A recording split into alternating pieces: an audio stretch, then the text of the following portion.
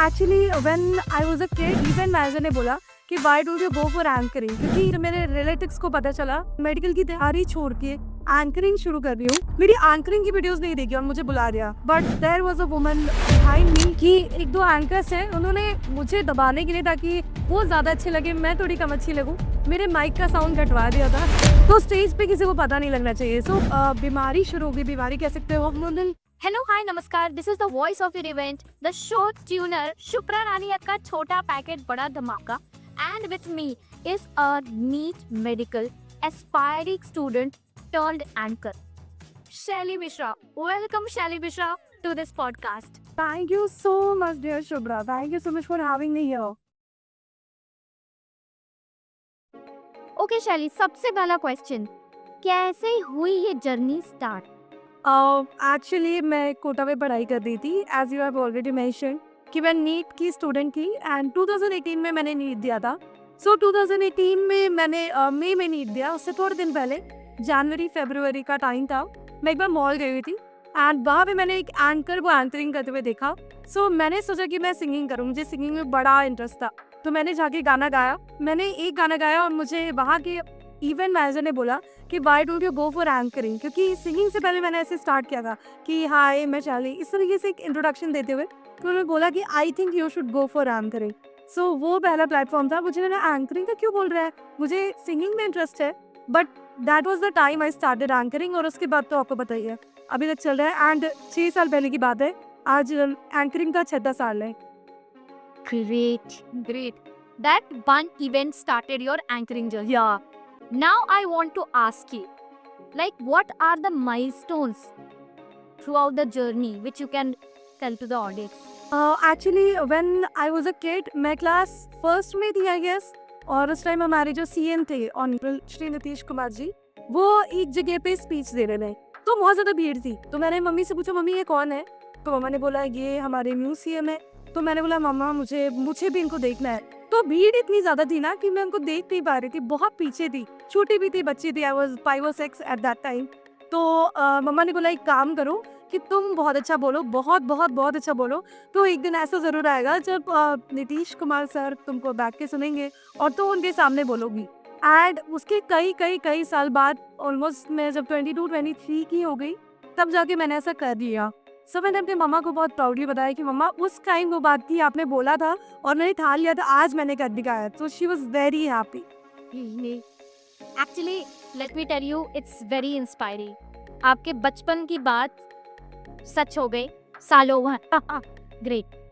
तो जर्नी के अकॉर्डिंग जो आपकी चीज़ें रही, अचीवमेंट्स रही, उसके बारे में थोड़ा बताइए।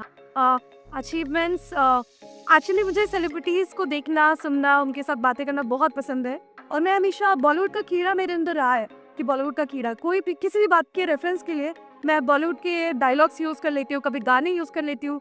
तो मुझे सेलेब्स से मिलने का बड़ा शौक था, बट मैं सोचती थी कि मैं कहाँ ही मिल पाऊंगी सेलेब्स से। बट उसके बाद एक टाइम आया जब मुझे बहुत सारे सेलेब्स से मिलने का मौका मिला। लाइक सुनील शेट्टी जी से मैं मिली, सोनू सूद जी से मिली, इसके अलावा बहुत सारे सिंगर्स भी हैं, जैसे कि शान से मैं मिली और भूमि त्रिवेदी से मिली, मोनाली ठाकुर से मिली। इस तरह के बहुत बड़े सिंगर्स हैं जिनके साथ मिलने का और काम करने का मुझे मौका मिला। फीमेल एक्ट्रेसेस से भी मैं बहुत बार मिली हूँ एंड बिग बॉस भी मैं बहुत फॉलो करती हूँ। तो बिग बॉस की भी कई सारे सेलेब्स एंड पॉलिटिकल सेलिब्रिटीज से भी मुझे मिलने का मौका मिला। सो आई थिंक ये मेरे लिए पर्सनली बहुत बड़ा अचीवमेंट है। इसके अलावा मुझे कई बार बहुत सारे अवार्ड्स मिले, लाइक बिहार में बिहार रत्न अवार्ड और बेस्ट एंकर अवार्ड मुझे कोशी फिल्म फेस्टिवल में मिला था, जहाँ पे मैंने प्रॉपरली बिहार में पहली बार एंकरिंग की थी। एज आई ऑलरेडी मेंशन, मैंने कोटा से शुरू किया, गई थी डॉक्टर बनने, बन के निकल आई एंकर। हाँ, बट उसके बाद मुझे जब बिहार में मैंने दोबारा शुरू किया तो यहाँ पे बहुत प्यार मिला और बहुत ओवरवेलमिंग रिस्पॉन्स मिला। So I think that is also an achievement. और लोगों का जो प्यार है ना, वो इन सब अचीवमेंट से परे सबसे बड़ा अचीवमेंट है मेरे लिए। आपकी बातों से मैं एक बात तो बिल्कुल बता सकती हूँ, बिहार की एंकर बनना is an achievement in itself.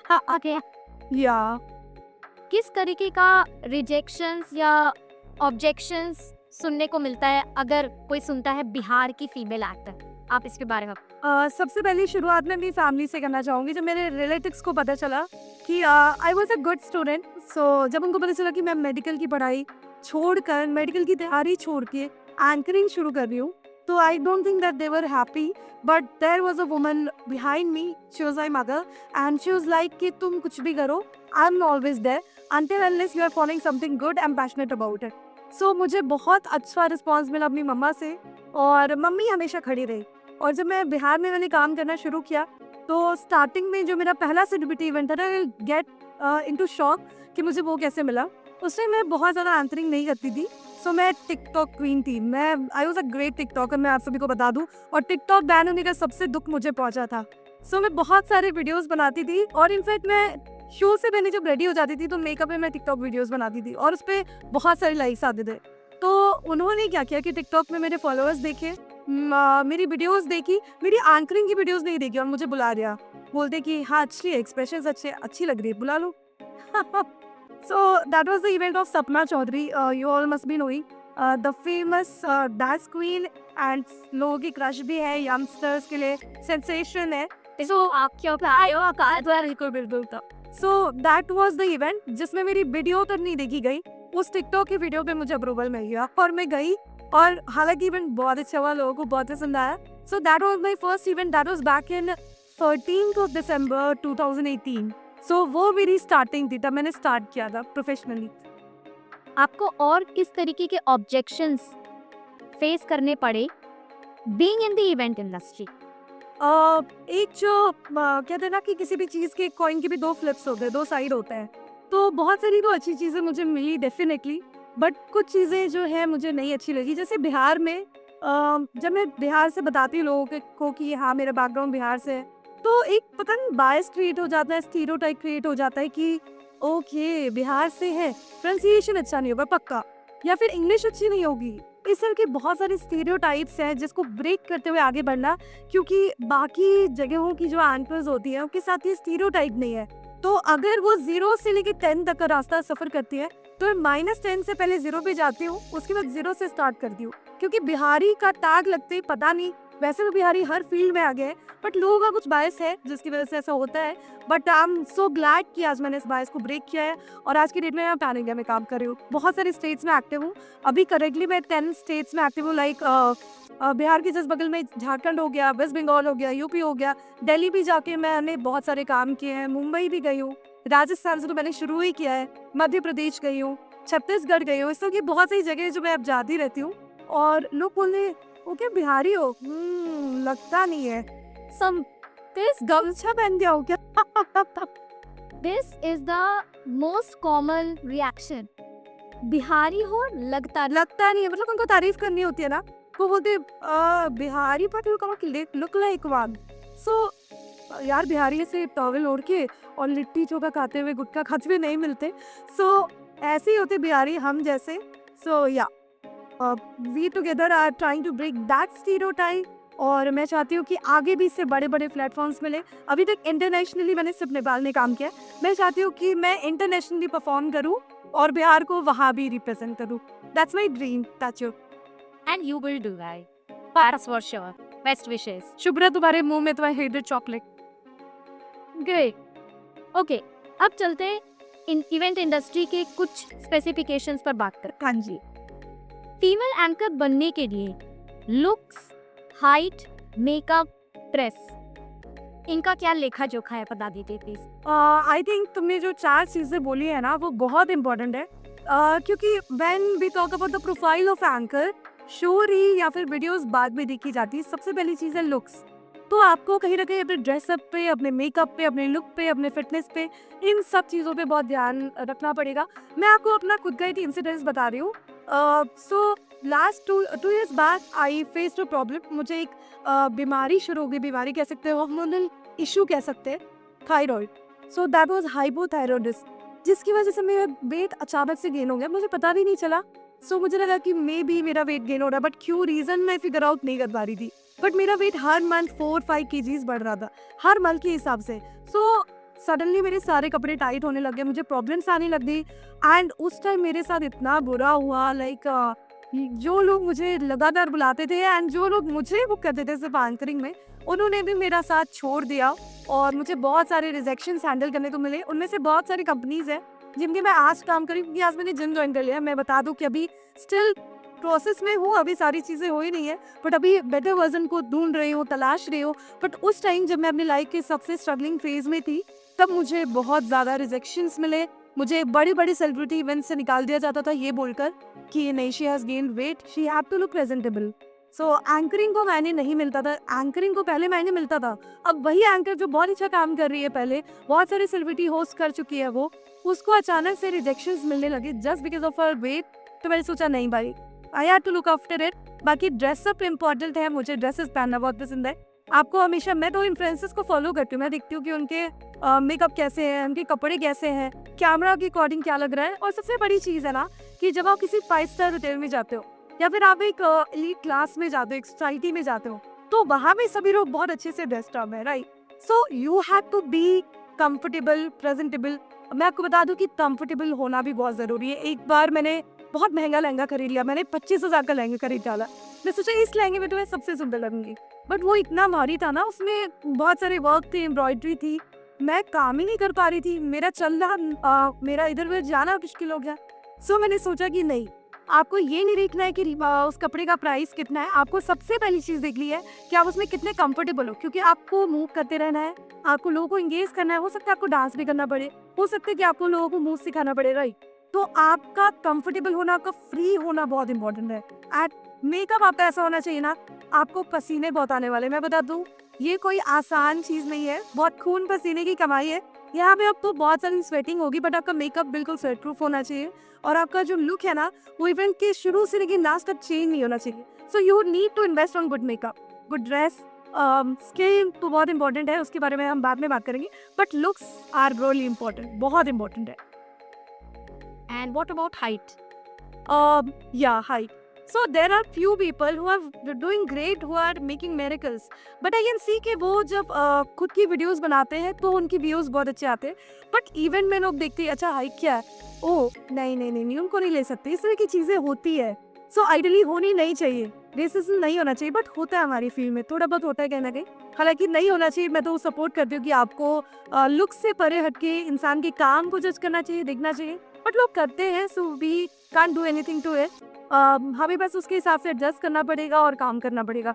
सो मैं देखती हूँ मेरी बहुत सारी फ्रेंड्स हैं जो 6 इंच 7 इंच की हील पहनती है ताकि क्लाइंट के रिक्वायरमेंट को फुलफिल कर सके। एंड अंकस के जो ग्रुप होते हैं ना, उसमें पता है किस तरह से क्वेरीज आती है कि we need a high profile anchor of very fair skinned, she should be fair skinned, she should be of 5'8" और 5'7" और अब आप स्लिम होनी चाहिए। इस तरह के बहुत सारे रिक्वायरमेंट्स आते हैं जो मुझे देख के बड़ा अजीब लगता है, लेकिन क्या कर सकते हैं। सो या Got that. या Okay, अब बात करते हैं हम इवेंट स्पेसिफिक। या सो एक कैटेगरी ऑफ इवेंट्स है वेडिंग इवेंट्स, जिसमें आते हैं संगीत, एंगेजमेंट, रिसेप्शन, वेडिंग, मायरा, भात फंक्शन और भी बहुत सारे पार्टीज, कॉकटेल पार्टीज। जी बिल्कुल, पूल पार्टीज, कॉकटेल पार्टीज और भी कम्युनिटी स्पेसिफिक भी कुछ इवेंट्स होते हैं। तो उसके लिए क्या तैयारी करनी चाहिए, आप कैसे तैयार करते हैं? सबसे पहली चीज़ है कि जो भी इवेंट होता है, फॉर एग्जाम्पल हल्दी, तो हल्दी में usually people offer yellow, so I try to wear yellow, but कभी कभी मैं थोड़ा अलग दिखने के लिए पिंक या फिर थोड़े से बोल्ड कलर्स भी ट्राई कर लेती हूँ। मेहंदी में usually they go for green, so I also choose green. At usually traditional event में आप ट्रेडिशनल पहनते हो तो ज़्यादा अच्छा लगता है। सो इस तरह बहुत सारे कपड़े हैं, कपड़ों का तो सबसे पहले ध्यान रखना होता है, मेकअप का भी ध्यान रखना पड़ता है। तीसरी चीज़ है ना कि इवेंट जिस फैमिली में आप कर रहे हो उस फैमिली का खुद का नेचर क्या है, क्योंकि बहुत सारी ऐसी चीज़ें हैं जो किसी एक फैमिली के लिए बहुत एंटरटेनिंग है, वही किसी और फैमिली के लिए बहुत ऑफेंसिव हो सकती है। मैं एक चीज़ बता रही हूँ आपको, अभी कुछ दिनों पहले मैं एक एंगेजमेंट होस्ट करी थी, लगभग 2 महीने पुरानी बात बता रही हूँ। सो वहाँ पे मुझे एक ब्राइड के फादर दिखे। मैंने उनको पूछा कि सर आपने इतना अच्छा गाना गाया, आपने अपनी वाइफ के लिए गाया ना, सही बताइए सर। तो उन्होंने बोला नहीं, मैंने अपनी समधन के लिए गाया है। So I started laughing like hell and everybody started laughing.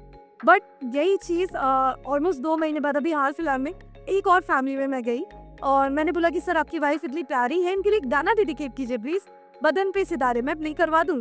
तो उन्होंने पता है क्या बोला, उन्होंने माइक लिया, उन्होंने बोला कि we are into academic field and we are not going to do anything which is non academic. So ये 2 चीज़ें हैं, तो आपको उस चीज़ को कहीं ना कहीं देखना पड़ेगा। और उस चीज़ के हिसाब से आपको फैमिली से क्लोज होना चाहिए। और आप अपने क्लाइंट से भी पता कर सकते हैं। इनफैक्ट एक और चीज़ है, जैसे love marriage, arrange marriage. Usually जो अरेंज मैरिज होती है ना, उसमें कपल्स आपस में बहुत फ्रेंडली नहीं होते, तो आप उनसे बहुत सारे गेम्स नहीं करा सकते, बहुत सारे क्वेश्चंस नहीं पूछ सकते। बट वही लव मैरिज वाले केस में आप खुल के कुछ भी पूछ सकते हो, वो बहुत कंफर्टेबल हो कि आपके साथ कोऑर्डिनेट करेंगे, कोऑपरेट करेंगे, और आपका इवेंट सुपर डुपर हिट हो जाएगा।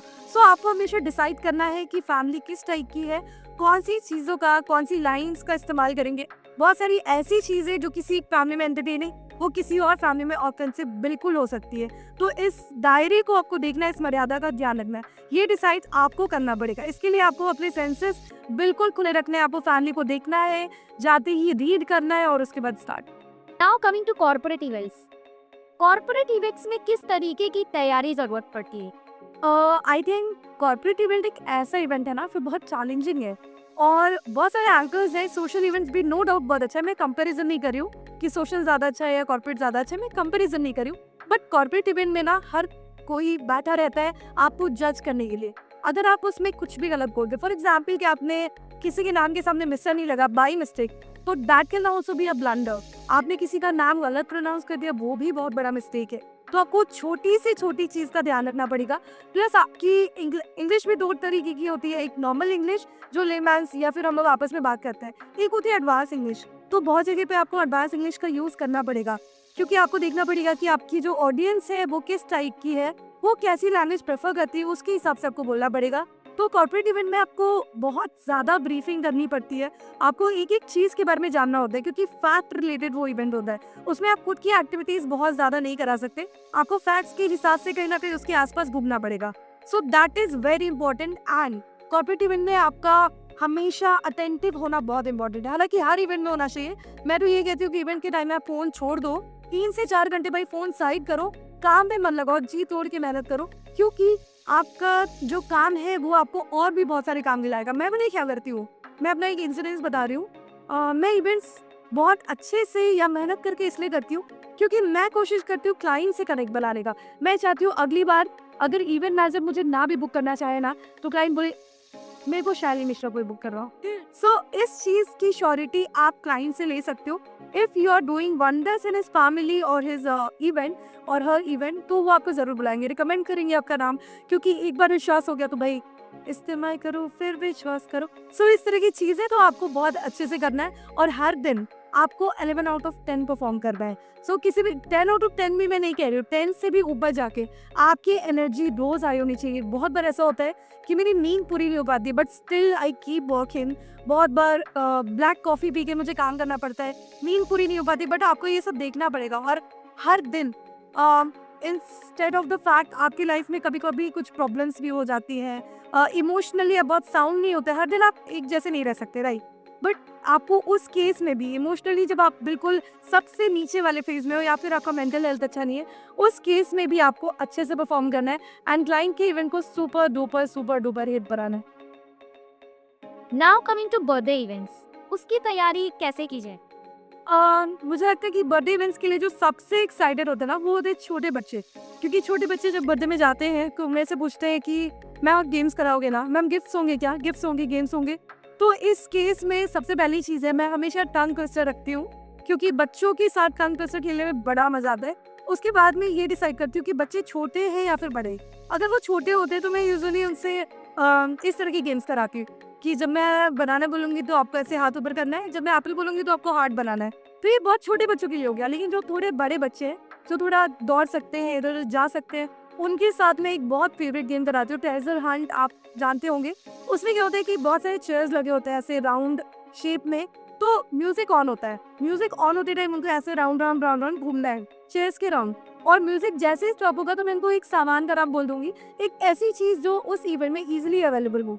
तो जैसे फॉर एग्जाम्पल मैंने बोल दिया स्पून, तो अब बच्चों को जाना है स्पून लेकर आने, जिनके हाथ में स्पून है वो उस चेयर पे बैठ जाएंगे, और तब तक मैंने एक चेयर हटा दिया होता है। सो एक चेयर हट गया, यानी एक बच्चा आउट होना ही होना है। और इस तरह से धीरे धीरे वो लेवल बढ़ता जाता है आगे। और अभी 2000 का नोट बैन हुआ था ना, तो बैन होने से 2 दिन पहले मैंने बोल दिया था 2000 का नोट, तो जल्दी किसी को मिल ही नहीं रहा था, बट फाइनली एक बच्चे को मिल गया। सो इस तरह की चीजें हैं। और एक और गेम मैं कराती हूँ, वो बच्चों को बहुत पसंद है, बच्चों को वो ऐसे आप बोल दो स्टैचू, वो स्टैचू हो जाते बिल्कुल। तो मैं उनके साथ इसी पे बेस एक गेम कराती हूँ। जब उनको डांस करना होता है, जब गाना बन होगा तो उनको डांस करना है, गाना स्टॉप होते हैं उनको स्टैचू बन जाना है। अब जब वो स्टैचू बन गए, फॉर एग्जाम्पल किसी ने ऐसे पोज ले लिया, तो मैं जाके कुछ ना कुछ ऐसे न्यूमरस बोलती हूँ ताकि बड़े भी हंसे कि ओ आप मुझे प्रणाम करो, तथास्तु, आपको मेरा आशीर्वाद है। उनके पोज को देखती हूँ, आपको थोड़ा अपना ब्रेन लगाना है और लोगों को हंसाते रहना है। अगर आप लोगों को हंसाओगे नहीं ना, लोग इतना एंजॉय नहीं करेंगे, बोलो कि चले जाएंगे। सो आप टीचर नहीं हो, आप एक एंटरटेनर हो, आप एक शो ट्यूनर हो, तो आपको हमेशा एंटरटेनमेंट मोड में रहना चाहिए, प्रेजेंस ऑफ माइंड लगाना चाहिए। वो हर इवेंट के लिए इंपॉर्टेंट है, इधर इट्स अ बर्थडे और इट्स अ कॉर्पोरेट और इट्स अ सोशल फंक्शन, ये बहुत इंपॉर्टेंट है, presence of mind. So wedding events में couple games and family games are very important. तो कौन से गेम्स कराते हो आप? आई थिंक सोशल इवेंट्स में couple games and family games बहुत इंपॉर्टेंट है। सो मैं एक गेम आपको बता रही हूँ जो मुझे लगता है कि आपने भी कहीं ना कहीं किसी फंक्शन में देखा होगा। उसमें शू एंड सैंडल को ऐसे हाथ में लेना होता है। सो मैं क्वेश्चंस पूछती हूँ like who is a better singer. तो अगर ग्रूम बेटर सिंगर है तो जूते को ऊपर खड़ा करेंगे एंड दोनों को एक दूसरे की तरफ देखना नहीं, जैसे हम लोग आमने सामने बैठे हैं ना, ऐसे नहीं, ऑपोजिट बैठना, बिल्कुल ऐसे करके बैठना है, दोनों की पीठ एक दूसरे की तरफ फेस करेगी और उसके बाद मैं इनसे क्वेश्चन पूछूंगी, फिर बिल्कुल करेक्ट आंसर मिलता है और बहुत ईमानदारी के साथ वो आंसर करते हैं। So this game is very important. और धीरे धीरे थोड़ा सा मैं क्वेश्चंस को आगे बढ़ाती हूँ, like who was more excited for honeymoon और हु प्रपोज फर्स्ट, इस टाइप के क्वेश्चंस भी होते हैं। एंड सेकेंडली कपल्स का मैं बहुत सारा गेम कराती हूँ। एक गेम मैं आपको बता रही हूँ जो बहुत कॉमन है, जिसमें कोई प्रॉप्स भी रिक्वायर्ड नहीं है। उसमें मैं आइटम सॉन्ग प्ले करा देती हूँ और मेल को मैं फीमेल का पार्ट दे देती हूँ, फीमेल को मेल का पार्ट दे देती हूँ और उनको जैसे ओलाला ओलाला, तो हम मेल को फीमेल वाले एक्सप्रेशन देने, फीमेल को मेल वाले एक्सप्रेशन देने। तो ये बहुत एक्साइटिंग गेम है। एंड इसके अलावा भी ढेर सारे गेम्स होते हैं। सो दो तो मैंने आपको बताया, आप बोलेंगे तो मैं और भी बताऊंगी। Family games. Family games usually मैं क्या कराती हूँ कि लड़की वाले और लड़के वालों को ऐसे मैं बिल्कुल राउंड शेप में खड़ा कर देती हूँ। वो ऐसे खड़े हो जाते हैं एक सर्कल बना के, बीच में मैं कुछ प्रॉप्स रख देती हूँ, फॉर एग्जाम्पल बॉटल। तो मैं ऐसे बोल देती हूँ कि हेड, शोल्डर, नीज, टोज, हेड, शोल्डर, बॉटल। सो बॉटल जो जमा करके ले आया, अगर ब्राइड वाले के साइड तो ब्राइड को एक पॉइंट मिल गया, ग्रूम वाले साइड तो ग्रूम को पॉइंट मिल गया। सो ये गेम इतना एक्साइटिंग है ना, और लोग इतने स्पोर्टिव हो जाते हैं, बिल्कुल दौड़ दौड़ के ऐसे उस चीज को ग्राब करने लग जाते हैं और पॉइंट्स बहुत अच्छे बनाना चाहते हैं। दूसरा एक गेम मैं कराती हूँ कि बहुत सारे प्रॉप्स रखती हूँ जो किसी स्पेशल सॉन्ग से रिलेटेड हो। जैसे फॉर एग्जाम्पल चुनरी चुनरी, तो मैंने चुनरी रखवा दिया, अब मैंने चुनरी चुनरी सॉन्ग प्ले करा दिया। तो टेबल ऐसे सेंटर में रखा है, उसमें चुनरी भी रखी है, बिंदी भी रखा है, झुमका भी रखा है। गाना कौन सा प्ले हो रहा है ये आपको सुनना है। फॉर एग्जाम्पल वो झुमका, तो आपको झुमका उठाना है और अपने साइड रख देना है। जिसने उठाया फॉर एग्जाम्पल ब्राइट साइड ने तो उसको पॉइंट मिलेंगे, ग्रुप साइड ने तो उसको पॉइंट मिलेंगे। तो इस तरह के बहुत सारे गेम्स है भाई, 100 से भी ऊपर गेम्स है। जाहिर सी बात है, मैं 5 इयर्स से हूँ, तो मैं रोज रोज कुछ ना कुछ नए गेम्स देखती रहती हूँ, बनाती रहती हूँ, सोचती रहती हूँ। Great. Now coming to pool parties and cocktail parties, इसके लिए क्या स्पेशल आप करते हैं? यूजुअली कॉकटेल पार्टीज में नोबडी नीड्स अ गेम, तो आई स्किप। हाँ, अगर कभी क्लाइंट की डिमांड होती है तो I can see, but usually everybody is into dancing and enjoying. And Bihar में तो there is no cocktail party at all.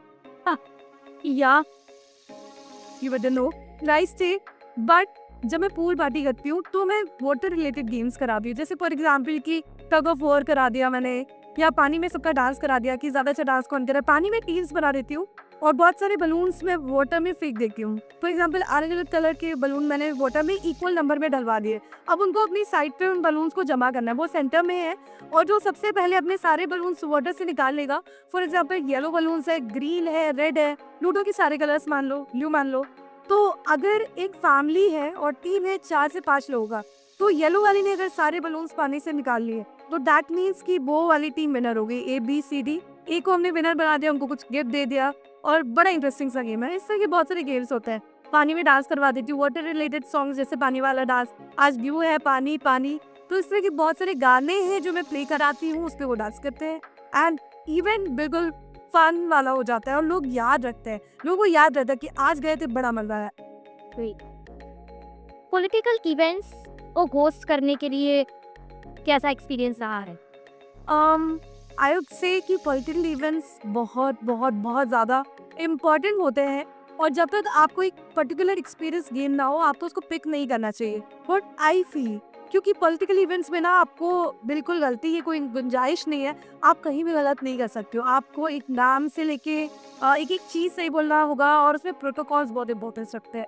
Protocols ऐसे ना आपको प्रोटोकॉल्स के बारे में समझना होगा। फॉर एग्ज़ाम्पल जब हम लोगों को सम्मानित करते हैं ना, जब हम उनको फेलिसिटेट करते हैं, तो हम सबसे जो ऊँचे डेलीगेट होते हैं, जो सबसे नंबर 1 में, फॉर एग्ज़ाम्पल चीफ गेस्ट, उनको सबसे पहले बुलाएँगे। उसके बाद गेस्ट ऑफ ऑनर को बुलाएँगे, उसके बाद नॉर्मल गेस्ट को बुलाएँगे। ये ऑर्डर होना चाहिए, ये सीक्वेंस होना चाहिए। But at the same time जब आप उनको बोलने के लिए बोलते हैं, when they are addressing the people और they are addressing the gathering, तो जस्ट ऑपोजिट हो जाता है। आप उनमें से जिनको सबसे लास्ट में सम्मानित किया था, उनको सबसे पहले बुलवाते हो और जो चीफ गेस्ट है उनको सबसे लास्ट में बुलवाते हो। तो इस तरह के प्रोटोकॉल्स है जो आपको देखने पड़ते हैं। प्लस पॉलिटिकल इवेंट्स के लिए आपके इंग्लिश के साथ साथ हिंदी भी बहुत अच्छी होनी चाहिए। सो इंग्लिश हिंदी दोनों बहुत इंपॉर्टेंट है। इनफैक्ट मैं कहूँगी कि यूपी बिहार में या जिस एरिया में मैं होस्ट कर रही हूँ ज़्यादा, उस एरिया में हिंदी इज़ मोर इम्पोर्टेंट। सो महोत्सव भी मैंने किए हैं। महोत्सव भी यूजुअली सेलिब्रिटी इवेंट्स मिल जाते हैं एंड वहाँ पे बहुत सारे डेलीगेट्स, ब्यूरोक्रेट्स सभी होते हैं। तो you have to be extremely conscious और आप बहुत ज़्यादा कुछ नहीं बोल सकते हो। उसमें आप थोड़ा कम एंटरटेनमेंट रखिए, बोलो लेकिन अच्छे से बोलो। कंटेंट रिच होना चाहिए आपका, बट आपको बहुत ज़्यादा एंटरटेन करने की ज़रूरत वहाँ नहीं पड़ती है। तो अलग अलग इवेंट्स का अलग अलग टाइप होता है, but I think one should be versatile. जब उनको सोशल इवेंट दिया जाए तो वो सोशल भी हैंडल कर ले, पॉलिटिकल तो पॉलिटिकल भी हम भी कर ले। और आपकी शुरुआत तो एक महोत्सव से ही हुई थी, कोशी महोत्सव। Koshi film festival goes. But मैं आपको सच बताऊं तो कोशी फिल्म फेस्टिवल से मेरी बिहार में शुरुआत हुई थी, बट उससे पहले मैंने राजस्थान में शुरू किया था। अब हम बात करते हैं फेस्टिवल इवेंट्स की, यानी होली, डांडिया, ये सब जब होस्ट करना होता है, what is the experience refer? Actually Shubhra मैं सच बता रही हूँ, जब भी होली के इवेंट्स होते हैं ना, या डांडिया के या फिर न्यू ईयर के, क्रिसमस के, तो मैं 10 दिन पहले से डांस कर रही होती हूँ। अब तो पूछोगे कि क्यों, ऐसा करने से क्या फ़ायदा है। मैं वो सभी सॉन्ग्स जो ट्रेंडिंग है, वो सभी सॉन्ग्स जो न्यू है या फिर उस साल के सबसे ज़्यादा प्ले होने वाले सॉन्ग्स हैं, मैं उस पर डांस करती हूँ, प्रैक्टिस करती हूँ। क्योंकि वहाँ में जो आपका क्राउड आने वाला है ना, वो यंगस्टर्स का है, तो आपको उन पे फोकस करना है। जब वो आपसे कनेक्ट कर पाएंगे ना, तो they will be very excited and वो आपको बहुत पसंद करेंगे। तो आपको हो सकता है कि थोड़ा बहुत उनके बीच में भी जाना पड़े, उनके साथ थोड़े हुक स्टेप्स वगैरह करने पड़े। कॉर्पोरेट इवेंट में फीमेल एंकर को किस तरीके के ड्रेस कोड पर ध्यान देना चाहिए? आई थिंक कि कॉर्पोरेट इवेंट में आपको ज़्यादा एक्सपेरिमेंट नहीं करना चाहिए। You should always ask the client that what should be wear. जो बहुत सारे क्लाइंट्स होते हैं ना, वो बोलते हैं आप वेस्टर्न गाउन पहन लो। कुछ क्लाइंट्स होते हैं जो आपको बोलते हैं कि आप ब्लेजर एंड पैंट के अलावा बाकी चीज़ें भी पहन सकते हो। कभी कभी साड़ी भी पहनना पड़ता है आपको, कभी कभी आप कुछ भी पहन सकते हो। बहुत बार आपको थोड़े रिवीलिंग, थोड़े शॉर्ट ड्रेसेस भी पहनने पड़ते हैं। तो ये अलग अलग तरीके के इवेंट के अलग अलग ड्रेस कोड होते हैं और कलर स्पेसिफिक भी होता है। जैसे बहुत सारे ब्रांड है, उनका लोगो का कलर है फॉर एग्जांपल रेड, तो वो आपको पहले ही बोल देंगे कि आप रेड कलर की साड़ी पहन लेना या फिर आप रेड कलर का गाउन पहन लेना। तो आपको फिर उस ड्रेस कोड को फॉलो करना पड़ेगा। और बहुत बार ऐसा भी हुआ मेरे साथ कि क्लाइंट ड्रेस के ऑप्शंस मांगते हैं कि अगर आपके पास ग्रीन कलर है तो कौन कौन सा कलर है, ग्रीन में कौन कौन से कपड़े हैं, तो मैं उनको भेज देती हूँ। तो अल्टीमेटली वो सेलेक्ट करके मुझे बता दे, तो मैं उस ड्रेस को रेडी करती हूँ और इवेंट के दिन सेम ड्रेस पहन के जाती हूँ। So clients most of the time clients are very specific in corporate events specially. Cool. Corporate events में किस तरीके की एक्टिविटीज कराई जाए? यूजुअली कॉर्पोरेट इवेंट्स में मैं आइस ब्रेकिंग सेशन से शुरू करती हूँ। सो व्हाट आई डू ना कि सभी लोग आते हैं सेशन में, उस इवेंट में, तो मैं देखती हूँ कि लोग यहाँ पे फिजिकली प्रेजेंट है लेकिन मेंटली प्रेजेंट है या फिर नहीं। तो इस चीज़ को देखने के लिए एक आइस ब्रेकिंग सेशन बहुत इंपॉर्टेंट होता है। सो मैं यूजुअली एक गाना, बहुत ईजी सा सॉन्ग प्ले करा देती हूँ और उनके स्टेप्स लोगों को सिखा देती हूँ कि आपको 2 बार हाथ ऐसे करना है, 2 बार ऐसे करना है, 2 बार ऐसे। इस तरीके से करके मैं लोगों को ईजी स्टेप्स सिखा देती हूँ और मैं घूम घूम के हॉल में चेक करती हूँ कि सभी लोग ऐसा कर रहे हैं या फिर नहीं। और बहुत बार मैं क्या करती हूँ ना कि मैं बोलती हूँ कि चलिए आप लोग एक काम कीजिए, अपने हाथ को ऐसे रखिए, लोग रख लेते हैं, फिर मैं बोलती हूँ एक बार ऐसे कीजिए, फिर एक बार ऐसे ऐसे ऐसे एंड देन क्लैप। सो ये चीज़ें बहुत इंपॉर्टेंट है। आपको देखना पड़ेगा कि आपकी जो पब्लिक है, आपके जो क्लाइंट्स हैं, आपके जो गेस्ट हैं, वो बोर ना हो रहे हो। सो उनको बोर बिल्कुल नहीं होने देना है, 1 सेकंड के लिए भी वो बोर नहीं होने चाहिए। एंड बहुत बार क्लाइंट्स की स्पेसिफिक डिमांड्स होती हैं कि आप प्लीज़ कुछ गेम्स करा दो या कुछ एक्टिविटीज़ करा दो। फिर बहुत बार क्विज़ भी करा देती हूँ क्योंकि क्विज़ लोगों को पसंद आता है। फिर मैं कुछ गिफ्ट्स रखती हूँ, वो गिफ्ट्स मैं दे देती हूँ। कई बार अंताक्षरी, अलग-अलग गेम्स होते हैं, वो अलग-अलग कंपनीज़ पे डिपेंड करता है। एंड कॉन्फ्रेंसेस में यूजुअली गेम्स नहीं होते हैं, ना कोई एक्टिविटीज़ होती है, बहुत फॉर्मली हम उसको रन करते हैं। वही जब डीलर्स मीट होते हैं तो आपको थोड़ा देखना पड़ता है। कई बार डांसर्स भी होती हैं, बहुत बार सिंगर्स भी होते हैं, तो उस टाइम भी एंकर का रोल थोड़ा कम हो जाता है क्योंकि लोग गाने को सुनना चाहते हैं, लोग डांस को देखना चाहते हैं। तो आप उस टाइम थोड़ा कम बोल के उनको ज़्यादा टाइम दो ताकि वो अपनी परफॉर्मेंस दिखा सके और लोग एंटरटेन हो सके। एज एन एंकर आपका इक्वेशन सिंगर्स, डांसर्स और भी जितने आर्टिस्ट इन्वॉल्व हैं किस तरीके का होना चाहिए? आई थिंक कि आपके क्वेश्चन सबसे अच्छे होने चाहिए। एंड पर्सनल इक्वेशन आपके खराब अगर हो भी तो स्टेज पे किसी को पता नहीं लगना चाहिए। So what ever your personal relation is with x artist और नॉट, आपके सामने अगर वो आ गया ना तो आपको एक साथ मिलकर बहुत अच्छा करना है। मैंने बहुत सारे एग्जाम्पल्स देखे हैं, मेरे साथ इनफैक्ट ऐसा हो चुका है कि एक दो एंकर्स हैं, उन्होंने मुझे दबाने के लिए ताकि वो ज़्यादा अच्छे लगे, मैं थोड़ी कम अच्छी लगूं, मेरे माइक का साउंड घटवा दिया था और इस तरह की बहुत सारी अजीब-अजीब चीज़ें हुई हैं, डेफ़िनेटली होती है। मुझे लगता है हर कोई इस तरीके की चीज़ों को फ़ेस करता होगा। और बहुत बार ऐसा भी था कि मैं कुछ बोल रही हूँ तो मुझे बोलने नहीं दिया जा रहा है। बीच में मेरी बातों को काट दिया जा रहा है। एक बार एक सेलिब्रिटी था, उसमें कुछ इंटरैक्ट कर रही थी, बहुत इंपॉर्टेंट क्वेश्चन पूछ रही थी। सो एक और एंकर था मेरे साथ, ही वाज़ शेयरिंग स्टेज। उन्होंने मेरे क्वेश्चन का हमको आंसर नहीं करने दिया और बीच में कुछ सवाल पूछ लिया, व्हिच इज़ वेरी रॉन्ग। आपको खुद को साबित नहीं करना है। आप कहीं न कहीं कुछ हो या फिर आपने कुछ अच्छा किया है, आपने कुछ उखाड़ा है, ऐसा मत दिखाओ यार। आपने कुछ किया है, आपके कुछ अचीवमेंट्स है, तभी आपको वो प्लेटफ़ॉर्म दिया गया है। तो आपको दोबारा ये साबित करने की ज़रूरत नहीं है, but you should work as a team. आपको एक साथ सब कुछ डिसाइड करना चाहिए इवेंट से पहले बैठ के कि आपको ये इवेंट कैसे रन करना है, मेरे को कैसे करना है। बीच में आप डिस्कस कर लो, बीच का रास्ता निकालो और उसी हिसाब से इवेंट को चलाओ। बहुत बार एंकर्स कॉन्वर्सेशन रखते हैं, बहुत बार पार्ट बाय पार्ट भी रखते हैं कि इतना पार्ट आप बोलो, इतना पार्ट मैं बोल लेती हूँ। और बहुत बार सिंगर्स के साथ भी रहता है। बहुत सारे सिंगर्स क्या ना कि जब गाना चेंज कर रहे होते हैं तो थोड़ा टाइम लेते हैं, तो आपको उस टाइम को छोड़ना नहीं है, आपको उस टाइम को यूटिलाइज करना है, ऑडियंस से कुछ बोलना है। जैसे मैं क्या करती हूँ, जैसे मैंने गाना देखा कि ओके ये वाला गाना था रूप तेरा मस्ताना, तो मैं ऑडियंस के पीछे चली जाती हूँ। मैं पूछती हूँ कि आप ये बताइए कि इस गाने में कौन सा एक्टर था और कौन सी मूवी का गाना था। तो लोग क्या है थोड़ा सोचते हैं और तब तक सिंगर को भी टाइम मिल जाता है, वो गाने को स्विच कर सकता है। तो आपको ऑडियंस को याद रखना, बिल्कुल भी बोर नहीं होने देना, उनका टाइम किल नहीं होना चाहिए। उस टाइम को उनको कहीं ना कहीं आपको इंगेज करना है, उस टाइम में उनको इंटरैक्ट करना है उनके साथ मिलकर, बट वेस्ट नहीं करना है। प्रमोशनल एक्टिविटीज का क्या लेखा जोखा है, बताइए। प्रमोशनल एक्टिविटीज़ में आपको बहुत बार स्ट्रीट साइड में भी इवेंट करना पड़ सकता है। रोड इवेंट्स होते हैं, उनको हम लोग प्रमोशनल इवेंट में कैटेगराइज करते हैं। बहुत बार मॉल के अंदर भी होता है। सो आपको जो रोड पे वॉक कर रही है पब्लिक, उसके साथ मिलकर भी इंटरैक्ट करना पड़ेगा, उसके साथ भी कनेक्शन बिठाना पड़ेगा। सो आपको पता नहीं है कि अब कौन आने वाला है। सो ये स्ट्रीट है ना, तो आपको तो पता नहीं है कि कौन आ रहा है। स्टूडेंट्स भी हो सकते हैं, एल्डरली कपल भी हो सकते हैं, बच्चे भी हो सकते हैं। तो आपको आप जिस ब्रांड को प्रमोट कर रहे हो, उस ब्रांड को दिमाग में रखते हुए उससे रिलेटेड एक्टिविटी तुरंत डिसाइड करनी पड़ेगी, क्वेश्चन पूछना पड़ेगा, कुछ गेम्स भी आप करा सकते हो और उस ब्रांड को आपको प्रमोट करना है।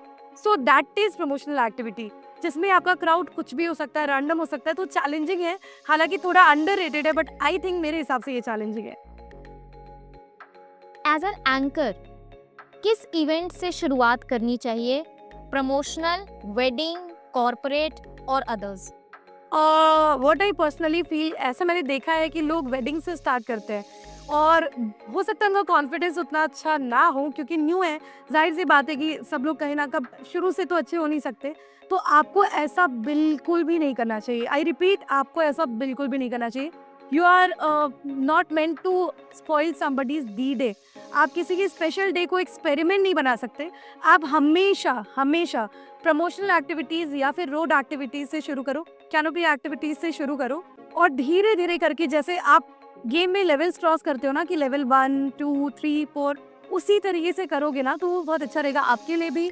और सपोज कि आपने किसी का वेडिंग स्पॉइल कर दिया, जाके पहली बार एक्सपेरिमेंट कर लिया, तो आपको क्या लगता है कि आगे आपको काम मिलेगा? नहीं।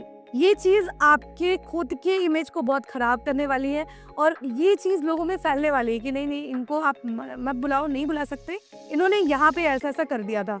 तो इसलिए खुद की भलाई के लिए भी और क्लाइंट की भलाई के लिए भी आपको हमेशा छोटे इवेंट से शुरू करना चाहिए, रोड लेवल इवेंट से या फिर स्ट्रीट लेवल इवेंट से शुरू करके धीरे धीरे धीरे धीरे करके आप आगे बढ़ो और एक दिन कॉन्सर्ट्स भी आप कर सकते हो।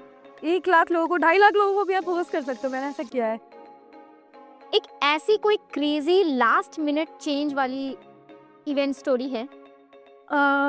है एक्चुअली, और बहुत बहुत एम्बारसिंग सिचुएशन था मेरे लिए। मैं शुरू से बताती हूँ आपको। मुझे बताया गया, मुझे जिन्होंने उस इवेंट के लिए अपॉइंट किया, इवेंट मैनेजर, उन्होंने मुझे बताया कि वहाँ पे किसी फार्मेसी कंपनी की लॉन्चिंग हो रही है। तो मुझे लगा ओके, तो आई आस्क कि ओके कॉर्पोरेट इवेंट, तो उन्होंने बोला हाँ हाँ हाँ। तो मैंने एक हाई स्लेट गाउन लिया और मैं चली गई। सो that was very glamorous you know. और जब मैं वहाँ पहुंची तो मैंने देखा कि पंडित जी आए हुए हैं, सारे मंत्री आए हैं, पॉलिटिकल डेलीगेट्स आए, और I was wearing that high slate gown. So that was very embarrassing for me कि पंडित जी हैं, पूजा हो रही है, प्रसाद बांटा जा रहा है और मैं यहाँ पे ऐसे कपड़ों में, और मेरे पास कुछ बैकअप था भी नहीं। तो मैं तुरंत मार्केट गई, जो सबसे नियरेस्ट शॉप थी ना, वहाँ जाके मैंने कुछ एडन लिया, साड़ी टाइप का कुछ लिया, और मैंने जल्दी जल्दी उसको रैप किया, पहना और मैं आई। मेरे लिए बहुत एम्बैरेसिंग था। तो ये जानना बहुत इंपॉर्टेंट है। उस दिन से मैंने सीख लिया कि मैं कम से कम 10 से 15 मिनट कंफर्म करूंगी कि क्या इवेंट है, कैसा है। फ़ोन पे मैं कंफर्म कर लेती हूँ और फ़ोन पे डिसाइड कर लेती हूँ कि मुझे क्या पहन के जाना है। सो बहुत एम्बैरेसिंग था, बट या भगवान मेरे साथ थे, मैंने देख लिया, वो कपड़े मुझे आ गए, और वो इवेंट एम्बैरेसिंग मोमेंट से बहुत ओवरवेलमिंग मोमेंट में चेंज हो गया। That was a big company and I am proud to be the part of that event. Any crazy client story? Yeah, actually I have 2 stories to share. अभी थोड़े दिन पहले मैं एक इवेंट में गई, तो मैं वहाँ पे काम करने पहुँच गई बिल्कुल ऑन टाइम। मेरा टाइम था 2:30 पे, दोपहर के 2:30 में पहुँच गई बिल्कुल ऑन टाइम। जब मैं वहाँ गई तो क्लाइंट ने ब्रीफिंग के लिए मुझे बुलाया। तो मैं बोला sir let me do one thing, मैं सबसे पहले माइक टेस्ट कर लेती हूँ, उसके बाद मैं फ्री होकर आपसे ब्रीफिंग ले लूँगी। उन्होंने बोला ठीक है। उन्होंने बोला कि ठीक है माइक निकालिए आप। आई सेड व्हाट, माइक निकालिए? कहा सर क्या बोल रहे हो आप, मेरे पास माइक क्यों होगा? तो उन्होंने बोला कि आप माइक साउंड वगैरह लेके नहीं आते? मैंने बोला नहीं। फिर उन्होंने बोला ओके ओके साउंड है हमारे पास, बस माइक चाहिए। आई सेड साउंड कहाँ है? मुझे लगा कोई डीजे सेटअप होगा, हो सकता है माइक नहीं होगा बट डीजे सेटअप होगा। उन्होंने बोट का वो जो सबसे छोटा वाला साउंड होता है वो मुझे दिया और बोला कि इसी में बोलना है आपको। I said what. Then suddenly मैंने अरेंज किया उनके लिए साउंड। मैंने बोला sir you have to pay this much of amount, मैं साउंड को बुला रही हूँ। उन्होंने बोला ओके ओके ओके। साउंड 2 घंटे बाद पहुंचा एंड थैंक गॉड कि हमने वो इवेंट टाइमली शुरू किया। 1 घंटे एक्स्ट्रा काम करना पड़ा मुझे क्योंकि साउंड थोड़ा सा लेट था, बट अल्टीमेटली सब अच्छा हुआ। और सेकंड केस इससे भी ज़्यादा बड़ा चढ़ा था। वहाँ पे लड़के वालों ने मुझे अपॉइंट किया था और लड़की वालों ने सारा अरेंजमेंट देखा था। तो लड़की वालों को पता नहीं था कि अगर एंकर आ रही है तो हमें माइक के लिए स्पेशली बोलना पड़ेगा। तो वहाँ डीजे सेटअप था बट माइक नहीं था। तो डीजे वाला बहुत देर से गाने चला रहा था। तो मैंने सोचा अब मैं क्या करूँ भाई, आ गए हो तो काम तो करना पड़ेगा, बट कैसे? तो मैंने इंस्टेंट जुगाड़ लगाया। बिहारी जुगाड़ू होता है, आपको तो पता ही है। जुझारू भी होते हैं, जुगाड़ू भी होता है। तो मैंने क्या किया, मेरे पास 2 फोन्स थे। एक फ़ोन को मैंने कनेक्ट किया कॉर्ड से और अपने दूसरे फ़ोन से मैंने कॉल लगाया और मैंने ऐसे बोलना शुरू किया कि जो भी मैं बोलती हूँ कि hey everyone I am Shalini Mishra, इस तरीके से मैंने शुरू किया। और दूसरे वाले फ़ोन से कनेक्टेड था, हॉल में अचानक से साउंड आने लग गया। क्लाइंट वाज लाइक मैम आपको आईएएस ऑफिसर होना चाहिए। That actually he said? या बहुत उनको तो लगा ही नहीं था, वो बिल्कुल होपलेस हो गए थे कि हमने क्या क्या सोचा था, अब कुछ नहीं हो पाएगा। बट इस जुगाड़ की वजह से ना सब कुछ सही हो गया और वरमाला इवेंट था, वो वेडिंग इवेंट था, अच्छे से हो गया। आधे घंटे के लिए मैं फ़ोन में लगातार बात करती रही और उसके बाद मतलब बहुत सही तरीके से मैंने सिचुएशन को हैंडल कर लिया। And you will be surprise to know, एक भी कॉल नहीं आया उस बीच में, क्योंकि उसका टाइम, इवेंट का टाइम था 11:30। तो यूजुअली इस टाइम में मुझे कोई कॉल नहीं करता है, तो बहुत अच्छा हो गया वो इवेंट। Crazy. Indeed. So एक इवेंट के लिए मैं जा रही हूँ, मुझे किन बातों का ध्यान रखना है? I think you are asking about the preparation before the event. So सबसे पहली चीज़ है आप माइक को चेक करो। माइक में बहुत सारे फैक्टर्स होते हैं, जैसे मेरी आवाज़ अलग टाइप की, मेरी आवाज़ वैसे भी अलग है, हस्की वॉइस है। कई बार तो मुझसे क्लाइंट पूछ लेते कि मैम आपका गला बैठा हुआ है या ऐसा ही है? तो बोलते हैं ऐसा ही है। ओके रानी मुखर्जी की तरह, ऐसे ओके या। सो लोगों को लगता है कि मेरा गला बैठा हुआ है बट मेरी आवाज़ ही वैसी, वो टाइप है। तो अलग अलग लोगों की आवाज़ का अलग अलग टाइप होता है। किसी की आवाज़ में ऑलरेडी बहुत बेस होता है तो किसी की आवाज़ बहुत श्रिल होती है, बहुत ज़्यादा तीखी टाइप की आवाज़ होती है, तो उनको अपने हिसाब से ना एलिमेंट्स ऐड कराने होते हैं, इफ़ेक्ट्स डलवाने होते हैं। तो मैं क्या करती हूँ कि मैं ट्रेबल डलवाती हूँ, मैं थोड़ा-सा बेस डलवाती हूँ, बेस बहुत ज़्यादा नहीं डलवाती हूँ, क्योंकि मेरी वॉइस ऑलरेडी थोड़ी-थोड़ी बेसी है। तो मुझे मेरे हिसाब से देखना पड़ेगा, कस्टमाइज़ कराना तो मैं अपने हिसाब से साउंड को कस्टमाइज़ कराती हूँ। ज़रूरी नहीं है कि मेरा जो कस्टमाइज़ेशन है वो आप पे काम करे या किसी थर्ड एंकर पे काम करे। उसके लिए हमें अपने हिसाब से अपनी आवाज़ को पहचानो और उसके हिसाब से इफ़ेक्ट्स डलवाओ कि 25% बेस, इतना ट्रेबल, इतना श्रिलनेस, बहुत सारे और भी फैक्टर्स होते हैं, तो इस तरह के बहुत सारे फैक्टर्स हैं। साउंड को मैं चेक करती हूँ, मैं मॉनिटर्स को थोड़ा-सा इंक्रीज़ कराती हूँ और बाहर भी मैं देखती हूँ कि आउटपुट में मेरा साउंड कैसा लग रहा है और मैं पूरे हॉल में घूम-घूम के चेक करती हूँ कि अगर मैं फ्रंट रो में हूँ तो मेरी आवाज़ आ रही है और लास्ट रो में हूँ तो भी मेरी आवाज़ आनी चाहिए। ये नहीं कि रेंज छोड़ने लग जाए माइक। तो साउंड चेक, माइक चेक बहुत इम्पोर्टेंट है। एंड आई थिंक शुभ्रा कि आपको ड्रेस का बैकअप ज़रूर रखना चाहिए। अगर आप एक एंकर हो तो आपको पता नहीं है कि क्लाइंट के दिमाग में क्या चल रहा है। कॉर्पोरेट इवेंट्स में तो फिर भी लोग बहुत स्पेसिफिक होते हैं, बता देते हैं कि आपको ये पहनना है। सोशल इवेंट्स में ना लोग आप एक एंकर हो, एवरीबडी नोज कि इट्स समथिंग ग्लैमरस फील्ड, आप कुछ ग्लैमरस पहन सकते हो या पहनने वाले हो, कुछ स्टाइलिश दिखने वाले हो।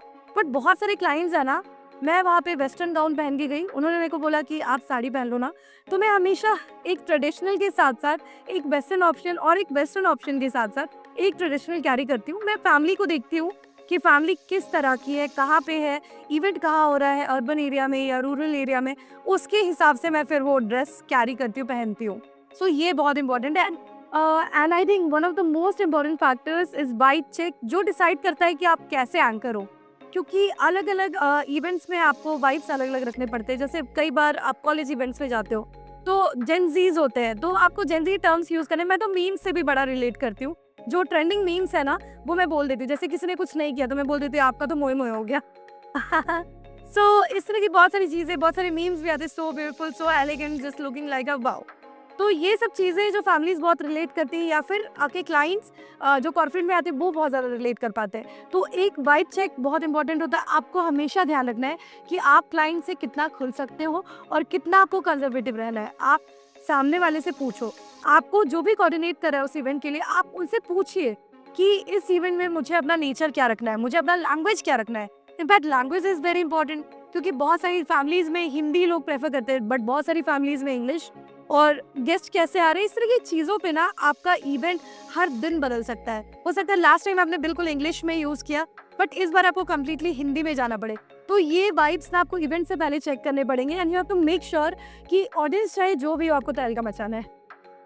Thank you so much, Shelly, for being with me on this podcast and sharing the entire journey with all the examples, tips, and yes, with so many scoops, I would say.